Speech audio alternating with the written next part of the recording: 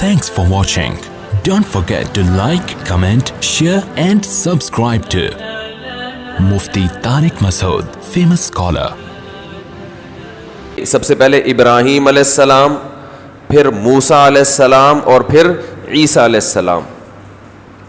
یہ تین پیغمبر ایسے ہیں کہ جن کے نام لیوا، فالوورز بھی آپ کہنا مشکل ہے کیونکہ فالو تو کرتے نہیں ہے کوئی، نام لیوا، ان کو ماننے والے کہ ان کے راستے میں اللہ نے نجات رکھی ہے. آج بھی دنیا میں سب سے زیادہ ان کو ماننے والے لوگ بولو بھائی موجود ہیں. دنیا کا سب سے بڑا مذہب عیسائیت ہے. وہ کس کو مانتے ہیں؟ عیسیٰ علیہ السلام. عیسیٰ علیہ السلام کی تو نہیں مانتے لیکن بہرحال ان کو مانتے ہیں کہ ان کی ماننی چاہیے، اتنا مانتے ہیں. وہ مانتے ہیں کہ نجات کس میں ہے. بھائی دنیا کا سب سے بڑا مذہب عیسائیت ہے نا. جرمن ہے، جرمنی میں عیسائی ملیں گے، امریکہ میں ملیں گے، لندن میں ملیں گے، پتہ نہیں کہاں کہاں، پوری دنیا میں، پاکستان میں، انڈیا میں، ہر جگہ.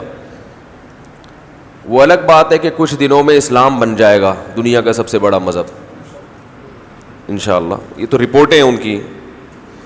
اور اسلام کیوں بنے گا؟ دو وجہ سے. ایک تو یہ کہ ادھر سے بہت بڑا مال ادھر آ رہا ہے، یعنی ادھر کے لوگ کنورٹ ہو رہے ہیں کس میں؟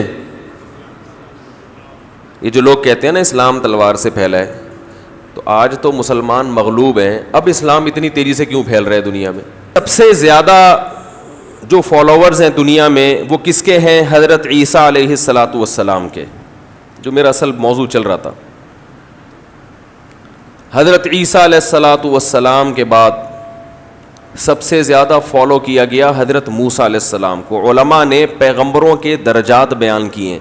سب سے بڑا رتبہ محمد صلی اللہ علیہ وسلم کا، اس کے بعد حضرت ابراہیم علیہ السلام کا، اس کے بعد حضرت موسیٰ علیہ السلام کا، اور اس کے بعد حضرت عیسیٰ علیہ السلام کا. یہ چار پیغمبر اس ترتیب سے ہیں رتبے میں، مقام اور مرتبے میں.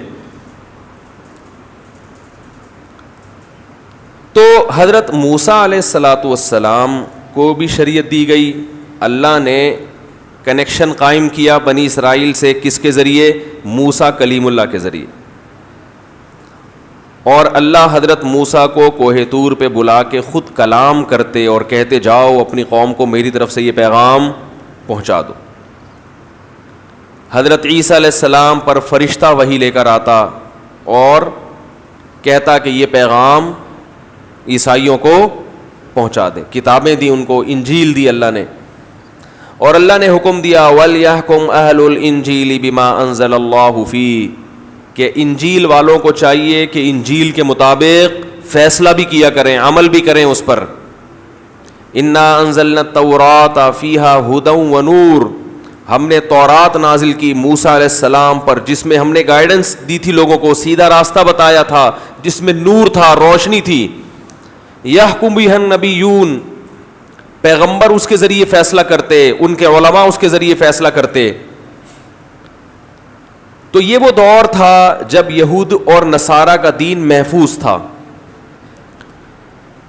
اس وقت یہودی اور عیسائی داڑیاں بھی رکھا کرتے تھے، اور ان میں کوئی پروفیسر غامدی جیسے لوگ پیدا بولو بھائی نہیں ہوتے.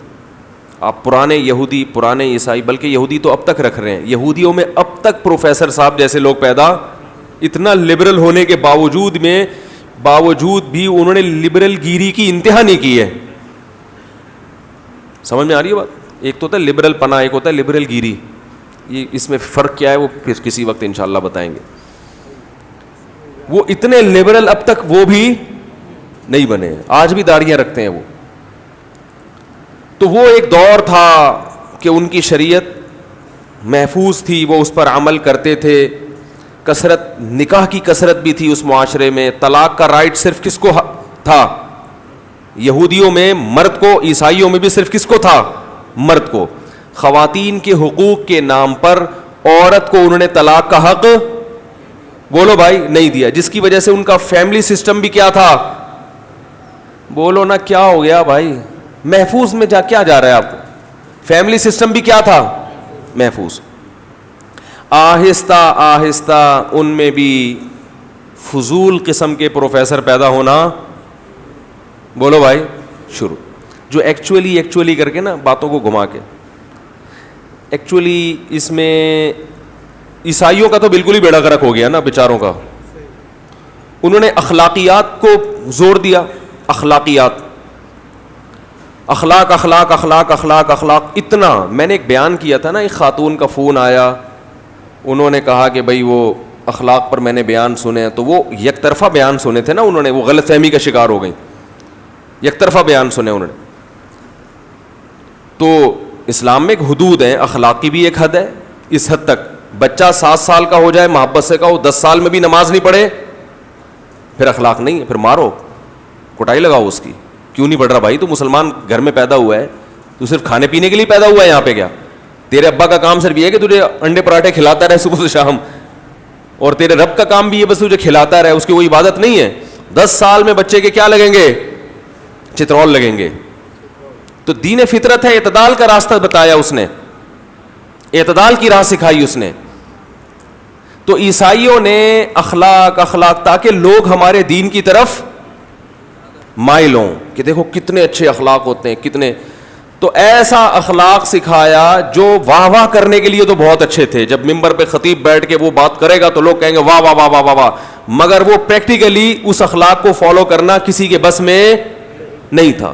وہ اخلاق کیا تھے؟ اگر کوئی تمہارے ایک مکہ مارے, ایک چانٹا مارے, تو دوسرا گال بھی آگے کر لو کہ بھائی کر لے یار.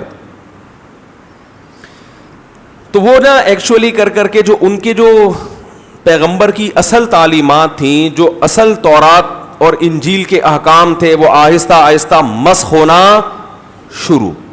ہر چیز کی لاجک کر کے بیڑا غرق کر دیا.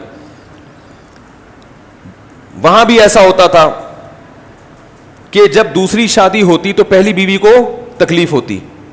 تو یہ چونکہ اخلاق کے خلاف تھا کہ آپ بیوی کو تکلیف دے رہے ہیں, وہ رو رہی ہے, اس کے موٹے موٹے آنسو دیکھ رہے ہیں. تو انہوں نے کہا, پادریوں نے کہا یار یہ بڑا خطرناک منظر ہوتا ہے جب دوسری شادی ہوتی ہے, بیوی کیا گزرتی ہے. تو اخلاق کا تقاضا یہ ہے کہ کتنی ہوں گی؟ ایک. اللہ کے دین میں اپنی عقل لگائی تو اس ایک کو تو فائدہ پہنچا دیا, اور ہزاروں لاکھوں لڑکیوں کا بیڑا, بولو بھائی, غرق.